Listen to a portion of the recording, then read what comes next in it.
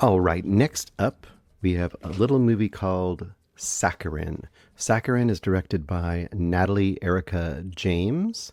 Also stars Midori Francis as Hana. She's your main star here. She's in like almost every scene. I think she might be in every scene. Alanya is played by Madeline Madden, and then you have quite a few other characters, but they're the two main characters. Even almost more importantly, really, is the Hana character. Now, Hana is someone who deals with a lot of body issues and self control around food, does not feel very confident in the world. Her friends are finally always trying to urge her to go out and try to date women that she sees that she's interested in, and they see how she's just not confident. She feels, like I said, she feels like she's overweight, all these kind of things. So you see her go ahead and take on one of those 12-week challenges. She joins a gym, and you can tell she's attracted to the woman who basically runs the exercise and fitness areas of the challenge. But obviously, she doesn't feel confident enough to approach or ask that person out. And along with that, her friends are finally urging her to do things, and she meets an old friend, like an old college friend at a bar. And the old college friend she doesn't even recognize because the college friend had been overweight and has now lost a ton of weight. And the college friend says, "Hey, there's this pill called the Gray, which really did wonders for me, and it's how I lost a lot of this weight."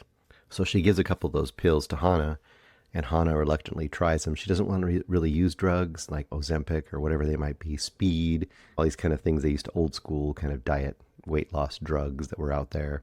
But she takes it home, and because she's a medical student, and that's the other main subplot here, Hana's a medical student. In fact, they are training right now on anatomy and physiology by dissecting cadavers. She's in a group with a couple of friends, and they're dissecting cadavers. But also, this gives her access to a lot of medical and testing equipment. So she takes the contents of this Gray pill, tests it, discovers essentially the compound is. And now I'm going to get into some very slight spoilers because it sets up the whole movie. So if you don't want to know anything else, I'll just say very quickly, I think on Saccharine, I'm probably 3.5 stars, just so you know. But it's got a lot of interesting stuff in it. It's a little disappointing in some other ways before I get into those little spoilers. Also, I didn't mention that Natalie Erica James is the director of Relic, which I really liked about, I don't know, 5 or 6 years ago now. She also directed the recent prequel to the Rosemary's Baby kind of line of movies, which was really let down. And I probably put more of that onto, I'm guessing, studio influence and trying to make sure it fit into the category of what a Rosemary's Baby should be, a prequel. But it had a lot of style and interesting aspects to it. It just fell down. Similarly, this movie has a lot of style and interesting aspects to it as well.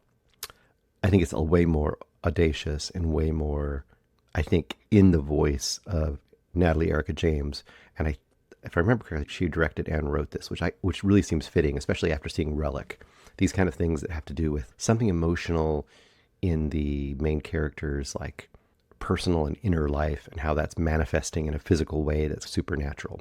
But now to get to the slight spoilers, like I said, she does a testing on the compounds that are in the Gray and discovers it's essentially human ash. Where the person got human ash and how they made that into a pill, she's not so sure, but she's sure that's what it is. She also finds out after taking the couple pills that her friend gave her that even though she ate all the same kind of junk she always ate, she wasn't eating better, she wasn't doing anything special, and if anything, she ate more junk than she should have eaten.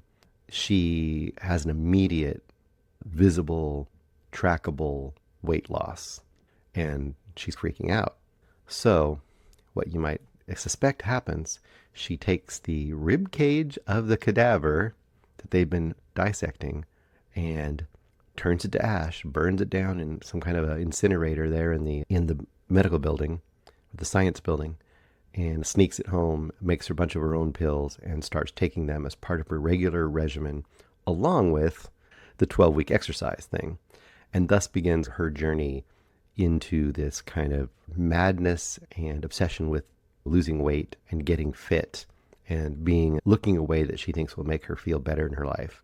Now, along with that, there may be some supernatural elements other than just the fantasy of this magical drug, which is people are going to like, it's very substance like. Yeah, it sounds like it's very substance like. And there are some elements to it, but it doesn't go near as off the rails, like visually or story wise, as the substance. And it isn't as brash as the substance.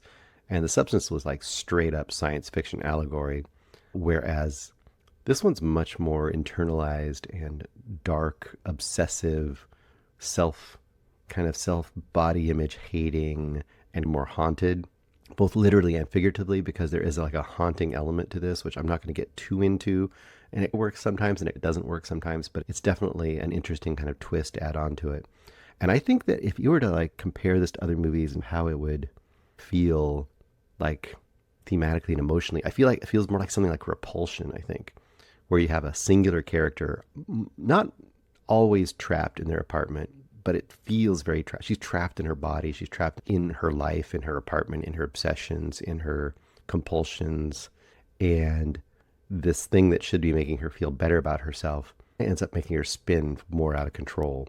It's a pretty interesting movie, although there are some weird aspects to it, which I almost want to get into spoilers, but I don't think I will, because I think it's going to be so new and so hard for people to come across in the near future. I think I would give it some time before I would go into the spoilers. Let's just say that it takes a while to get there. It's almost 2 hours. I feel like it definitely could have been trimmed in the first half because we get the idea, and I think you could tighten that up a little bit. Now, some people are going to be upset in the last third because it really goes off the rails a little bit. She really spins out in the last half hour, and it gets way more, I wouldn't say unbelievable, but it gets way more out there as far as what she's doing as a character and what is supposedly happening in that supernatural realm, which obviously could be supernatural or could be just her head imagining things because how she feels about herself and what she's done. Either way, that last half hour goes, like I said, spins a little bit crazy, but I liked it when it did that. I wished it would have got there quicker. Now, that's not to say it doesn't go get things aren't happening all the way along. I would say this movie is really deliberate as far as giving you, if you're in there for horror, it gives you horror adjacent and horrific things happening pretty much out of the gate. But it does take a long time for the story to progress for this main character. And I think that's the part that could have gone a little faster for me. As far as the ending, it doesn't quite make sense logically, but it does make sense emotionally. And I do want to say, in a visual sense, I really what Natalie Erica James does here. She does this thing where, boy, if you are phobic or at all bothered by close-up gross eating, like not mukbang level, but it's approaching it at sometimes, just close-up eating and sounds of eating and just viscerally gross images, you're going to have a really hard time with this movie. I appreciate the fact that as a horror movie, that's the horror it's giving us more than the gore, although there is some gore in here. Don't get it twisted. There's a lot of stuff around cadavers and bodies, so you'll get that. You'll also get a lot of stuff around, like I said, gross eating, and I think to me that's almost grosser than anything, to the point that I think Natalie Erica James knows she's doing it. I think it's on purpose, because there's this combination of like almost microscopic or macro level food images that are both kind of beautifully grotesque, but also just gross. It's a real combo. And I think that's intentional to emulate Hana's both like compulsion to have those things, but also her kind of revulsion that she does those things. So it's that combo there for her. I think that's being represented visually. In fact, over the closing credits, there's this great stuff where there's just goopy, like almost frosting or pudding or just different kinds of foods just flowing over objects and things. And it's like an extended sequence, and it's really quite jarring and striking. And there's some of that stuff in the movie as well. And the central performance of Hana by Midori Francis is really good. She's fully committed. So that helps a lot with this movie too. So I probably sound like I'm higher on this movie than I am. I guess partly because I feel like Natalie Erica James has a masterpiece in her. I think Relic to me was a stronger piece overall. emotionally and kind of impact wise. But both of them I see, both this and that one, I see there is a great filmmaker on the verge, I feel like, of the true greatness that they can come to. So this is like a slight disappointment, but also a respecting of the craft and the kind of purity of vision here. If you're not loving it, it's not because this director isn't giving you what they want to give you, and I feel like they really are here. And if it hits you, you're gonna love it. And if you're like me and you're really hoping for something a little different, you're gonna still really like it and respect it. You're gonna wish it was something a little different, but you're gonna still like what's there and imagine what might be coming in the future. So hopefully Natalie Erica James still keeps getting at least as much budget as this movie, if not more, and hopefully they still get continued freedom to make their own vision, because I think that vision is just on the verge of some really fantastic stuff.